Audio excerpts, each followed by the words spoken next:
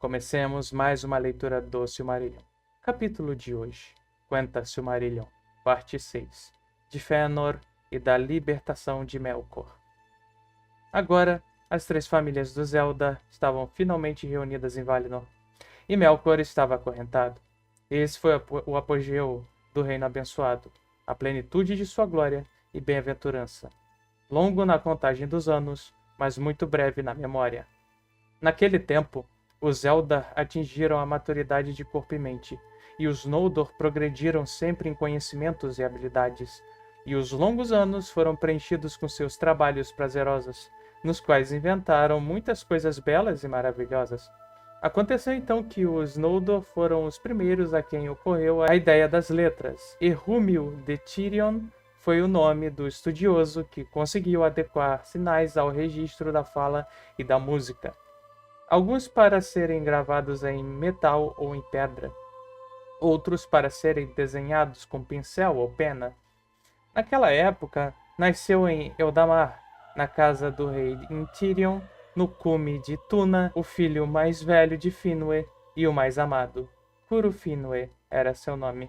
Mas por sua mãe ele foi chamado de Fëanor, Espírito de Fogo, e assim é lembrado em todas as histórias dos Noldor. Míriel era o nome da sua mãe, que era chamada Serinde, por sua extraordinária competência no tear e no bordado, pois suas mãos eram mais adequadas à delicadeza do que qualquer outras entre os Noldor. O amor de Finwë e Míriel era imenso e cheio de alegria, pois começara no reino abençoado nos dias de bem-aventurança. Entretanto, ao dar à luz a seu filho, Míriel foi consumida em corpo e em espírito, e depois do nascimento da criança, ela ansiava por se livrar do esforço de viver, e, quando deu o nome ao seu filho, disse ela a Finwë: "Nunca mais terei filhos, pois as forças que teriam nutrido a vida de muitos foram todas para Fëanor."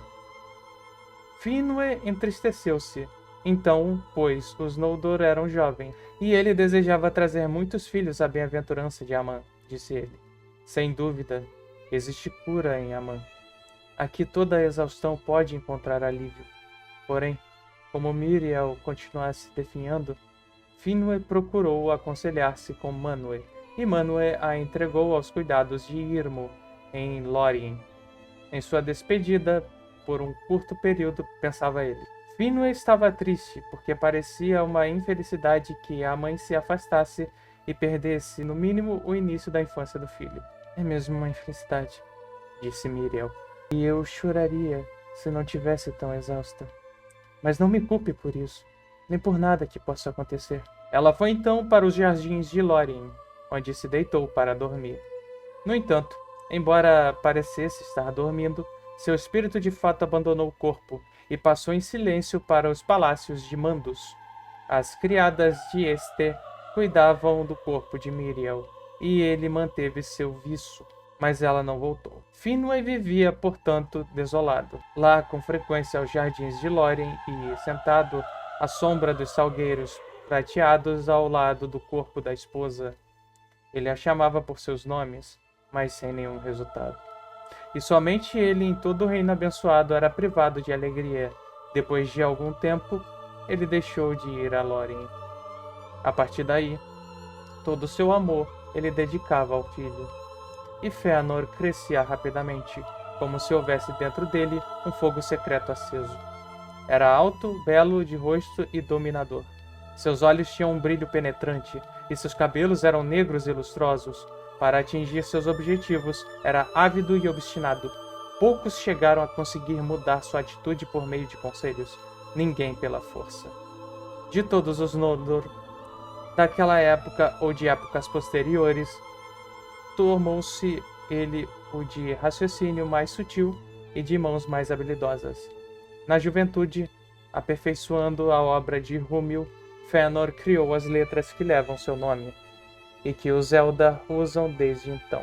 E foi ele o primeiro dos Noldor a descobrir como fazer, com técnica, pedras preciosas maiores e mais brilhantes do que as da terra. As primeiras pedras que Fëanor criou eram brancas e sem cor, mas, quando expostas à luz das estrelas, brilhavam com raios azuis e prateados mais luminosos do que Heluin. E outros cristais ele também fez, com os quais era possível enxergar coisas distantes, em tamanho pequeno, mas com nitidez, como se fosse com os olhos das águias de Manwë. Raramente descansavam as mãos e a mente de Fëanor. Enquanto ainda era muito jovem, Fëanor desposou Nerdanel, a filha de um grande ferreiro chamado Matan, e entre os Noldor era o mais querido de Aule. E, com Matan, Fëanor muito aprendeu sobre a criação de objetos de metal e de pedra. Nerdanel também tinha firmeza e determinação, mas era mais paciente do que Fëanor, procurando compreender as mentes em vez de dominá-las. E a princípio ela o refreava quando o temperamento do marido se incendiava. Mas os atos posteriores do marido a entristeceram, e os dois se desentenderam. 7 filhos deu ela a Fëanor. Sua disposição ela transmitiu em parte a alguns deles, mas não a todos. Ora, ocorreu que Finwë tomou como segunda esposa Indis, a loura. Era ela uma Vanya, parente próxima de Ingwë, o rei supremo, alta e de cabelos dourados, e sob todos os aspectos diferentes de Miriel. Finwë muito a amou, e voltou a se alegrar. Porém, a lembrança de Miriel não abandonou a casa de Finwë, nem seu coração, e, de todos os que ele amava, Fëanor ocupava a maior parte de seu pensamento. O casamento do pai não agradou a Fëanor, e ele não sentia grande amor nem por Indis, nem por Fingolfin e Finarfin, os filhos dela. Fëanor vivia separado deles, em viagens de exploração pela terra de Aman, ocupando-se com o conhecimento e os ofícios que adorava. Nos tristes acontecimentos que mais tarde vieram a ocorrer, e nos quais Fëanor assumiu a posição de líder, muitos perceberam o resultado dessa cisão dentro da casa de Finwë, considerando que, se Finwë tivesse suportado sua perda e se contentado em ser pai de seu poderoso filho, os caminhos de Fëanor teriam sido diferentes, e um grande mal poderia ter sido evitado, pois a dor e a discórdia na casa de Finwë estão gravadas na memória dos elfos Noldorin. Contudo, os filhos de Indis foram notáveis e gloriosos, bem como os filhos deles. E, se eles não tivessem nascido, a história dos Eldar teria empobrecido. Ora, mesmo enquanto Fëanor e os artífices dos Noldor trabalhavam com prazer, sem prever nenhum fim para suas atividades, e enquanto os filhos de Indis atingiam sua plena maturidade, o apogeu de Valinor se aproximava do fim. Pois ocorreu que Melkor, como os Valar haviam determinado, completou sua pena de cativeiro, tendo permanecido 3 eras no cárcere de Mandos, totalmente só. Por fim, como Manwë havia prometido, ele foi conduzido novamente diante dos tronos dos Valar. Contemplou então sua glória e sua bem-aventurança, e a inveja encheu seu coração. Viu os filhos de Ilúvatar sentados aos pés dos poderosos, e o ódio o dominou. Observou a abundância de pedras preciosas e as cobiçou. Ocultou, porém, seus pensamentos e adiou sua vingança. Diante dos portões de Valmar, Melkor humilhou-se aos pés de Manwë e suplicou seu perdão, jurando que, se pudesse ser equiparado mesmo ao mais ínfimo dos seres livres de Valinor, ajudaria os Valar em todas as suas obras e, principalmente, na cura dos muitos danos que causara ao mundo. E Niena auxiliou em sua súplica, mas Mandos não se pronunciou. Concedeu-lhe então Manwë o perdão, mas os Valar ainda não dispunham a deixá-lo partir para fora do alcance de sua visão e de sua vigilância, e ele foi obrigado a permanecer dentro dos portões de Valmar. Entretanto, eram aparentemente justos todos os atos e palavras de Melkor naquela época, e tanto os Valar quanto os Eldar se beneficiavam de sua ajuda e de seus conselhos, se os procurasse. Portanto, dentro de pouco tempo, ele recebeu permissão para andar livremente pelo território, e a Manwë pareceu que o mal de Melkor estava curado, pois Manwë era isento de maldade e não conseguia compreendê-la, e sabia que no início, no pensamento de Ilúvatar, Melkor havia sido igual a ele, e Manwë não chegava a enxergar as profundezas do coração de Melkor, e não percebia que o amor o abandonara para sempre. Ulmo, porém, não se iludiu, e Tulkas cerrava os punhos sempre que via passar Melkor, seu inimigo, pois se Tulkas é lento para chegar à ira, também é lento para esquecer. Seguiram os dois, no entanto, a decisão de Manwë, pois aqueles que defendem a autoridade contra a rebelião não devem eles próprios se rebelar.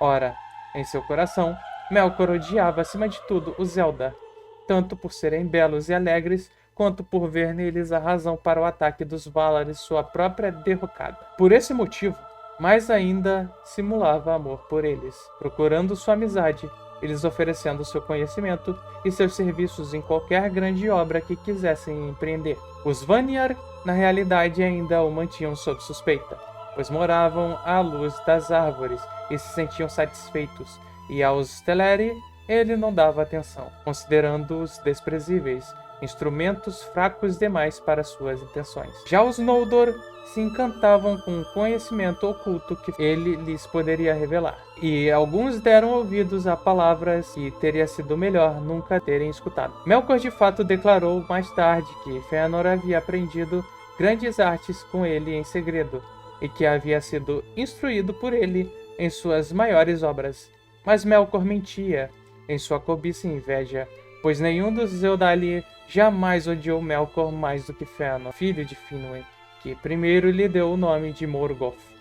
E, embora tivesse se enredado nas tramas da perversidade de Melkor contra os Valar, Fëanor jamais conversou com ele e nem aceitou seus conselhos, pois Fëanor era movido pelo fogo de seu próprio coração apenas, trabalhando sempre com rapidez e em solidão, e não pedia ajuda, nem procurava a opinião de ninguém que habitasse Aman, fosse grande, fosse pequeno, a única e breve exceção de Nerdanel, a sábia, sua esposa.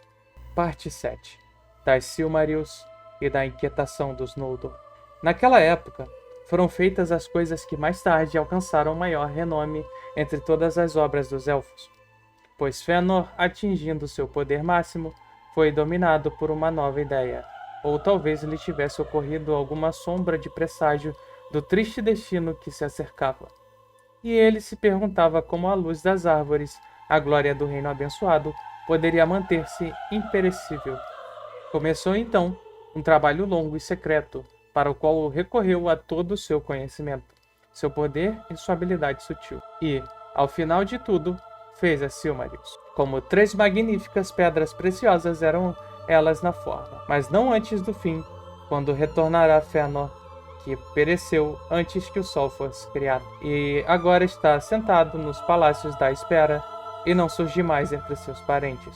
Somente depois que o sol passar e a lua cair, será conhecido de que substância elas eram feitas. Aparentemente do cristal, dos diamantes, e, no entanto, mais duras do que ele, de tal modo que nenhuma violência pudesse danificá-las ou quebrá-las no reino de Arda. Contudo, esse cristal estava para as Silmarils como o corpo para os filhos de Ilúvatar, a morada do fogo interior, que se encontra dentro dele e, ainda assim, em todas as suas partes, e que é sua vida.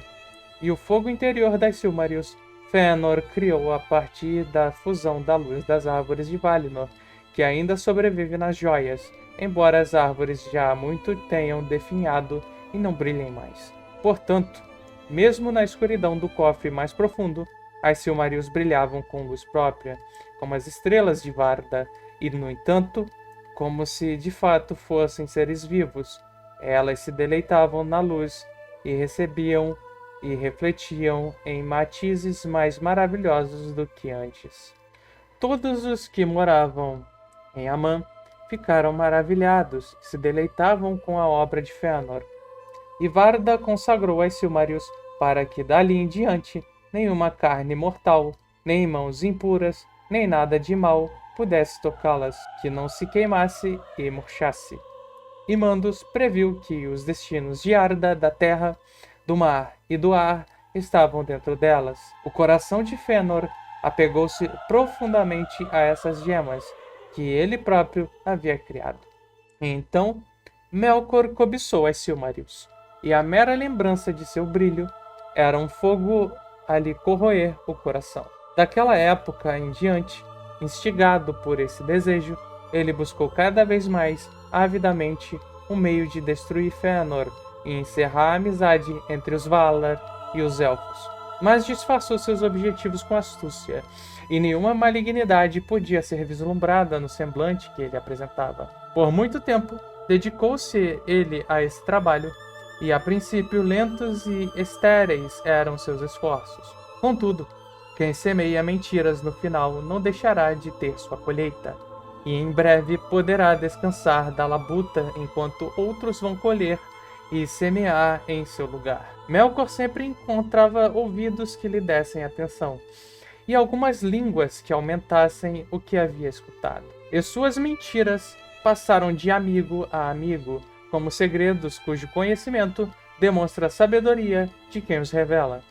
Amargo foi o preço pago pelos Noldor nos tempos que se seguiram, pela tolice de manter os ouvidos abertos. Quando via que muitos se inclinavam em sua direção, Melkor costumava caminhar entre eles, e, em meio às suas belas palavras, eram entremeadas outras, com tanta sutileza que muitos daqueles que as ouviam, ao procurar se lembrar, acreditavam terem elas brotado de seu próprio pensamento. Ele fazia surgirem visões em seus corações dos esplêndidos reinos que eles poderiam ter governado por si mesmos, em poder e liberdade, no leste, e então se espalharam rumores de que os Valar teriam atraído os Eldar para Amã em decorrência de sua inveja, temendo que a beleza dos Quendi e o poder criador que Ilúvatar lhes havia transmitido crescessem tanto que os Valar não pudessem mais controlá-lo, à medida que os elfos crescessem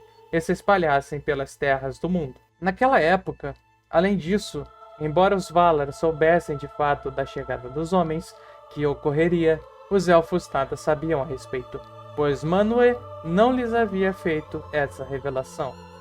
Melkor, porém, falou-lhes em segredo dos homens mortais, percebendo que o silêncio dos Valar poderia ser distorcido. Pouco sabia ele, ainda, dos homens, pois, absorto em seu próprio pensamento, na música, prestara pouquíssima atenção ao terceiro tema de Ilúvatar. Mas agora corriam entre os elfos rumores de que Manwë os mantinha cativos, para que os homens pudessem chegar e suplantá-los nos territórios da Terra-média, pois os Valar consideravam que poderiam influenciar com maior facilidade essa raça mais fraca e de vida curta, privando os elfos da herança de Ilúvatar. Pouca verdade havia nisso, e raramente os Valar chegaram a tentar influenciar a vontade dos homens, mas muitos dos Noldor acreditaram, ou acreditaram em parte, nessas palavras nefastas.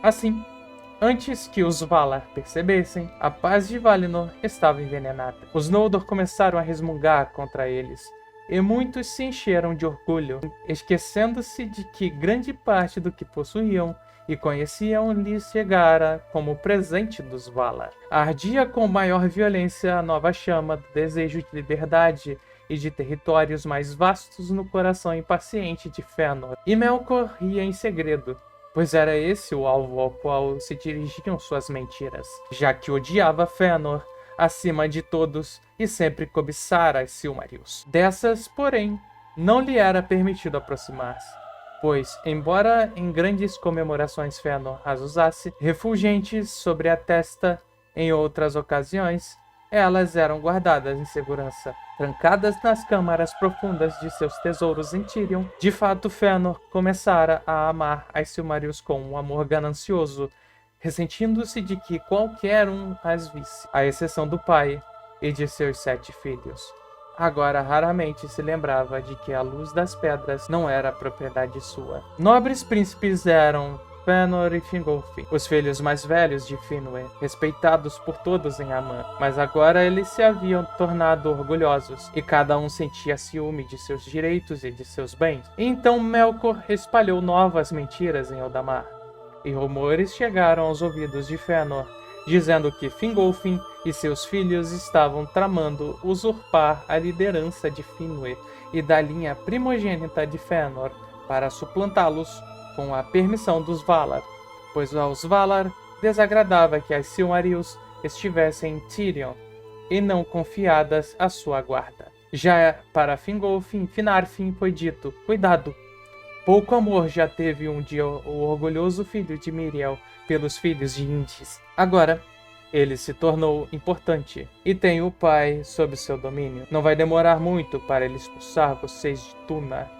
E quando Melkor viu que as mentiras se inflamavam, e que o orgulho e a raiva haviam despertado entre os Noldor, ele lhes falou de armas. E foi nessa época que os Noldor começaram a forjar espadas, machados e lanças. Também fizeram escudos, exibindo os símbolos das muitas casas e clãs que haviam e competiam entre si. Somente estes eles usavam em público, e de outras armas não falavam, pois cada um acreditava que somente ele havia recebido o aviso. E Fëanor construiu uma forja secreta, que nem mesmo Melkor conhecia, e ali temperou espadas cruéis para si e para os filhos, além de criar elmos altos com plumas vermelhas. Lamentou amargamente Matan o dia em que ensinara ao marido de Nerdanel todo o conhecimento de metais que havia aprendido com Aule. E assim, por meio de mentiras, rumores maldosos e conselhos falsos, Melkor atiçou os corações dos Noldor para a luta. E de suas contendas, com o tempo, resultou o fim dos belos dias de Valinor e o crepúsculo de sua glória antiquíssima, pois Fëanor começava agora a falar abertamente em rebelião contra os Valar, proclamando alto e bom som que partiria de Valinor de volta para o mundo de fora e livraria os Noldor da escravidão, se eles quisessem segui-la. Houve então enorme inquietação em Tirion, o que perturbou Finwë, e ele convocou todos os senhores e seus súditos para uma reunião. Fingolfin, porém, apressou-se a chegar a seus palácios e parou diante dele. Rei e pai, não queres reprimir o orgulho de nosso irmão? Curufínue, que é chamado com muito acerto de espírito de fogo? Com que direito ele fala por todo o nosso povo, como se fosse rei? Foste tu que há muito tempo falaste aos Quendi, pedindo-lhes que aceitassem a convocação dos Valar para vir a Amã. Foste tu que conduziste os Noldor para a longa estrada, superando os perigos da Terra-média até a luz de Eldamar. Se não te arrependes agora do que fizeste, tens pelo menos 2 filhos que honram tuas palavras. Mas no momento exato em que Fingolfin falava, Fëanor entrou no salão e estava totalmente armado, com um elmo na cabeça e uma poderosa espada de lado. Quer dizer que é mesmo como me imaginei, disse ele. Meu meio-irmão prefere estar antes de mim com meu pai neste assunto, como em qualquer outro. Voltando-se então contra Fingolfin, ele sacou a espada e gritou: Vá embora e ocupa teu devido lugar. Fingolfin fez uma reverência a Finwë e, sem dizer palavra ou olhar na direção de Fëanor, saiu do salão. Fëanor, entretanto, o acompanhou, detendo-o à porta da casa do rei, e tocou o peito de Fingolfin com a ponta de sua espada brilhante. Vê, meu irmão, esta é mais afiada do que tua língua. Tenta, uma vez mais que seja, usurpar lugar e o amor de meu pai, e pode ser que ela livre os Noldor de alguém que procura ser o senhor de escravos. Essas palavras foram ouvidas por muitos, já que a morada de Finwë ficava na grande praça aos pés da Mindon. Mais uma vez, porém, Fingolfin não deu resposta e, passando pela multidão em silêncio, foi procurar Finarfin, seu irmão. Ora, a inquietação dos Noldor, na realidade, não passava desapercebida aos Valar, mas sua semente havia sido plantada na escuridão. Portanto, como Fëanor fora o primeiro a falar abertamente contra eles, os Valar julgaram que ele fosse o instigador da insatisfação, por serem notórias sua teimosia e arrogância. Embora todos os Noldor se houvessem tornado orgulhosos, e Manwë sentiu grande dor, mas vigiava sem dizer palavra, os Valar haviam trazido os Eldar para sua terra em liberdade, para que ficassem ou partissem. E, embora pudessem considerar a partida uma insensatez, os Valar não poderiam impedi-los de ir embora. Agora, os atos de Fëanor não poderiam ser ignorados, e os Valar estavam irritados e consternados. E Fëanor foi convocado a se apresentar diante deles junto aos portões de Valmar, para responder por suas palavras e seus atos. Foram também convocados todos os outros que haviam tido qualquer participação na questão, ou qualquer conhecimento dela. E Fëanor, parado diante de Mandos no círculo da lei, recebeu ordens de responder a tudo que lhe fosse perguntado. Então, afinal, foi desnudada a raiz e revelada a influência perniciosa de Melkor. E imediatamente Tulkas deixou o conselho para ir buscá-lo e trazê-lo mais uma vez a julgamento. Fëanor, porém, não foi considerado livre de culpa, pois fora ele quem desrespeitara a paz de Valinor. tendo puxado a espada contra alguém de sua própria família. E Mandos lhe disse: Tu falas de escravidão. Se for mesmo escravidão, não podes escapar a ela, pois Manwë é rei de Artha, e não apenas de Aman. E esse ato foi contrário às leis, seja em Aman, seja em outra parte. Portanto, a sentença está agora decidida. Por 12 anos deixarás Tirion, onde a ameaça foi feita. Durante esse período, reflete em teu íntimo e lembra-te de quem és e do que és. Após esse prazo, essa questão estará resolvida e considerada reparada se os outros te desobrigarem. Eu desobrigo, meu irmão, disse então Fingolfin. Fëanor, porém, não disse palavra em resposta, permanecendo parado em silêncio diante dos Valar. Em seguida, deu meia volta, saiu do conselho e partiu de Valmar. Com ele, para o exílio, foram seus 7 filhos, e ao norte de Valinor construíram, nas montanhas, uma fortaleza provida de cofres.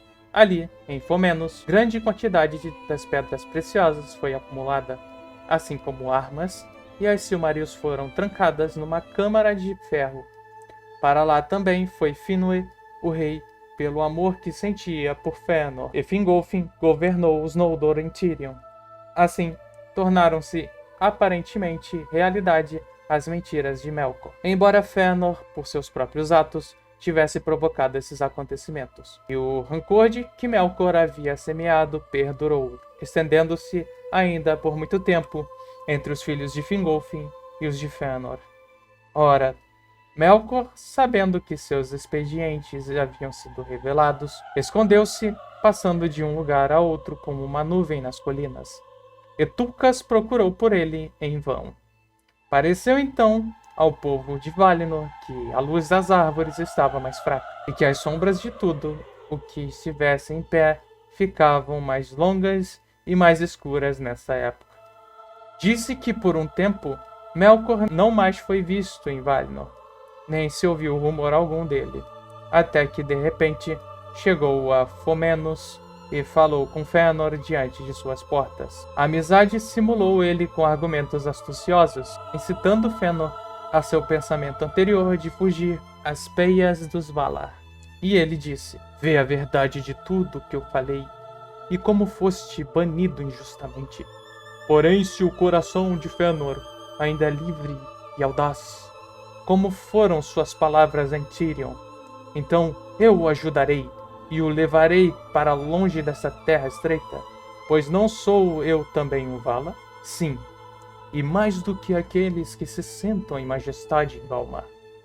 E sempre fui amigo dos Noldor, mais habilidoso e valente dos povos de Arda. Ora, o coração de Fëanor ainda estava magoado com a humilhação perante Mandos, e ele olhou para Melkor em silêncio, ponderando se na realidade poderia ainda confiar nele a ponto de permitir que o auxiliasse em sua fuga. E Melkor, vendo que Fëanor hesitava e sabendo que seu coração era presa das Silmarils, disse afinal: Este é um lugar seguro e bem guardado, mas não penses que as Silmarils estejam em segurança em nenhum cofre dentro do reino dos Valar. Sua astúcia ultrapassou, porém, o objetivo. Suas palavras tocaram muito fundo e despertaram um fogo mais ameaçador do que o projetado. E Fëanor contemplou Melkor com olhos que atravessaram em chamas seu semblante enganoso e penetraram nos recônditos de sua mente, percebendo ali sua feroz cobiça pelas Silmarils. Então o ódio suplantou o medo de Fëanor, e ele amaldiçoou Melkor, mandando que se fosse dali. Sai já de meus portões, tu, prisioneiro de Mandos, e bateu as portas de sua casa no nariz do mais poderoso de todos os que habitavam Ea. Melkor partiu então, envergonhado, pois ele próprio estava em perigo, e não vislumbrava ainda a hora de sua vingança. Mas seu coração estava obscurecido pelo ódio, e Finwë foi tomado de um medo imenso, e apressado mandou mensageiros a Manwë em Valmar. Ora, os Valar estavam reunidos em conselho diante dos portões, temendo o alongamento das sombras, quando chegaram os mensageiros de Formenos. De imediato, Orome e Tulkas se levantaram, mas no momento em que iam partir em perseguição, chegaram mensageiros de Eldamar, dizendo que Melkor havia fugido pela Calacíria e que, do morro de Tuna, os elfos o haviam visto passar irado, como uma nuvem de tempestade.